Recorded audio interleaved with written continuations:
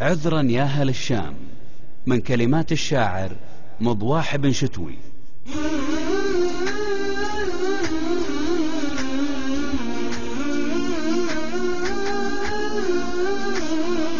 حنا نشكل في الملابس والحلاوة والعطور من شانيات العيد والفرحة تعم صدورنا، واخواننا في الشام من بين الجنايز والقبور راحوا ضحايا للكلاب اللي حماها سورنا، راحوا ضحايا للكلاب اللي حماها سورنا. واللي سكت عميلي ولا ذاك مختل الشعور، هو ما درى بكره يجينا من بعدهم دورنا. إلى متى حنا كذا يهمنا حب الظهور، وإذا اتفقنا واجتمعنا نختلف في شورنا، وإذا اتفقنا واجتمعنا نختلف في شورنا. حنا نشكل في الملابس والحلاوة والعطور من شانيات العيد والفرحة تعم صدورنا، واخواننا في الشام من بين الجنايز والقبور راحوا ضحايا للكلاب اللي حماها سورنا. نياتنا وافكارنا دايم دبور في دبور، نظلم بعضنا والقصور اللي يصير قصورنا. اقواتنا بين التكبر والتغطرس والغرور، واهدافنا نبني على شط البحور قصورنا، واهدافنا نبني على شط البحور قصورنا. واسلامنا تلعب بها الامواج في غب البحور، نرقص ونضحك كل ما جانا العدو يزورنا. رحنا مراوح القطا ولا مراوح البخور، استر لنا بطن البسيطة في لحود قبورنا،